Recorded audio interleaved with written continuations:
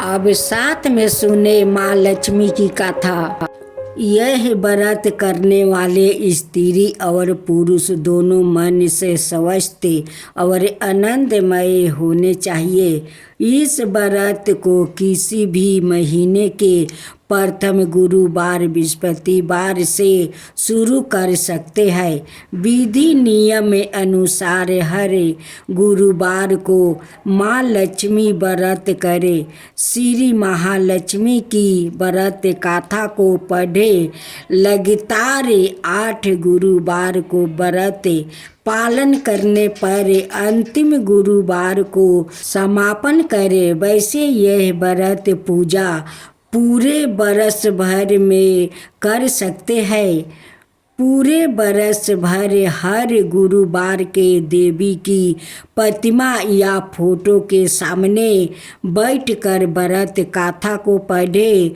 शेष गुरुवार के दिन 8 सुहागिनों या कुंवारियों कन्याओं को आमंत्रित करें। उन्हें समय के साथ पीढ़िया या आसन पर बैठाकर श्री माँ लक्ष्मी का रूप समझकर हल्दी कुमकुम लगाए। पूजा की समाप्ति पर फल प्रसाद वितरण करें और इस कथा की एक प्रति उन्हें देखकर नमस्कार करें। केवल नारी ही नहीं अपितु पुरुष भी यह पूजा कर सकते हैं। वो सुहागिन या कुमारी को आमंत्रित करें। उन्हें हाथ में हल्दी कुमकुम प्रदान करें और व्रत कथा की एक प्रति देख कर उन्हें प्रणाम करें। पुरुषों को भी इस व्रत कथा को पढ़ना चाहिए।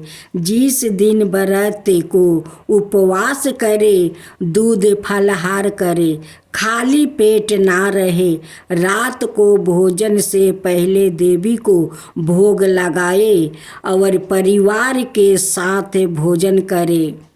पद्म पुराण में यह व्रत गृहस्थ जनों के लिए बताया गया है। इस पूजा को पति पत्नी मिलकर कर सकते हैं। अगर किसी कारण पूजा में बाधा आए तो औरों से पूजा करवा लेना चाहिए, पर खुद उपवास अवश्य करें। उस गुरुवार को गिनती में ना ले।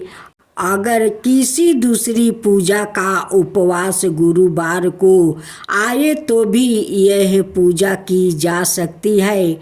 दिन में भी पूजा कर सकती है, रात में भी पूजा की जा सकती है। दिन में उपवास करे और रात में पूजा के बाद भोजन करे।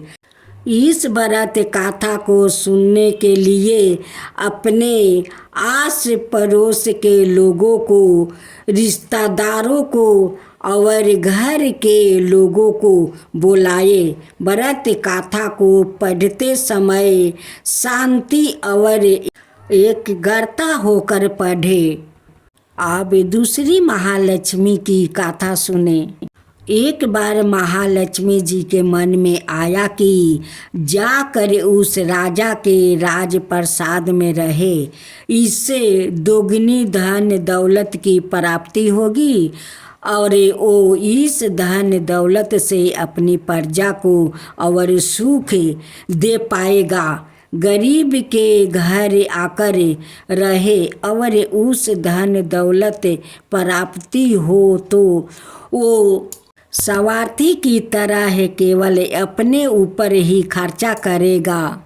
यह सोचकर श्री महालक्ष्मी जी ने बूढ़ी ब्राह्मण स्त्री का रूप धारण किया। हाथ में लाठी लिया। लाठी के सहारे रानी के द्वार तक पहुंची।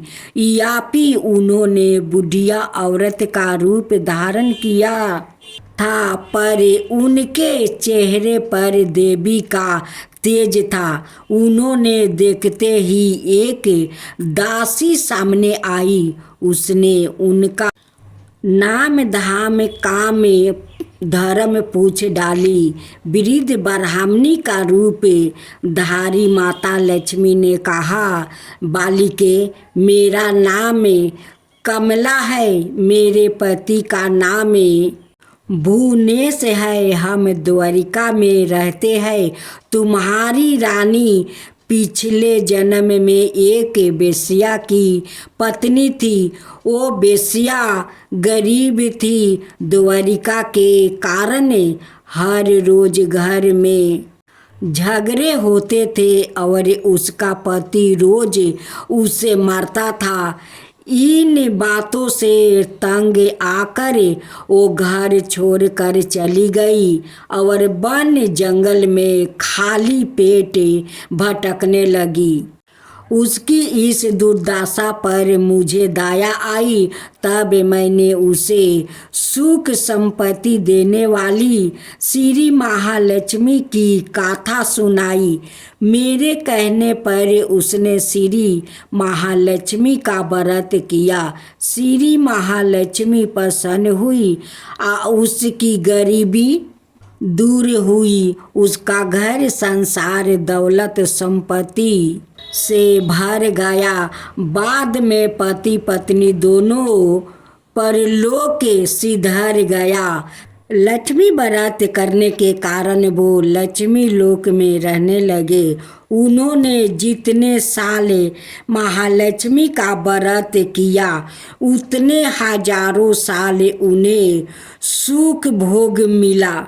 इस जन्म में उसका जन्म राजघराने में हुआ, परंतु वो श्री लक्ष्मी का व्रत करना भूल गया।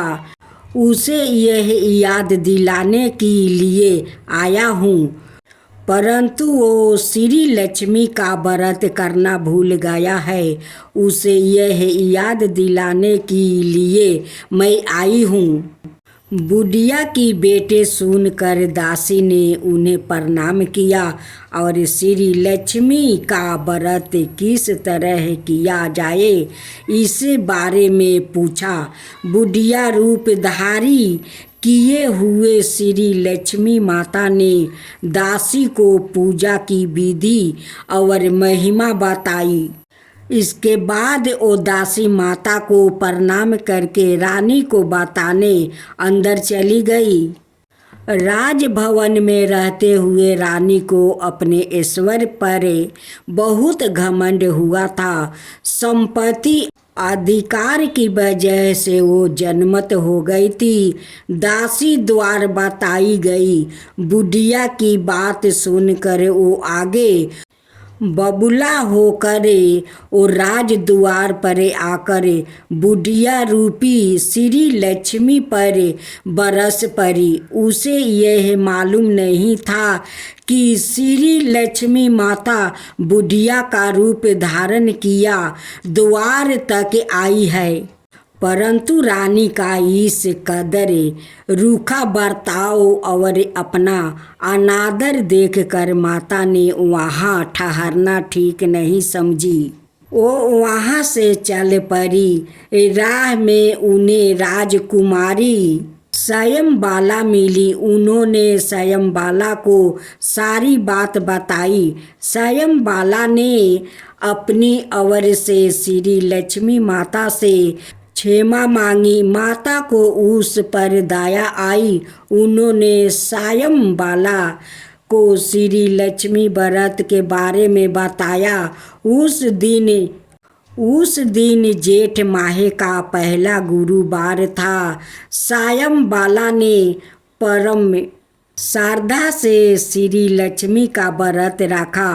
फल स्वरूप राजा सिद्धेश्वर के पुत्री मालाधर से उसका विवाह हुआ। वो धन दौलत ऐश्वर्य भवन से माला माल हो गई। पति के साथ ससुराल में आनंद से दिन बिताने लगी।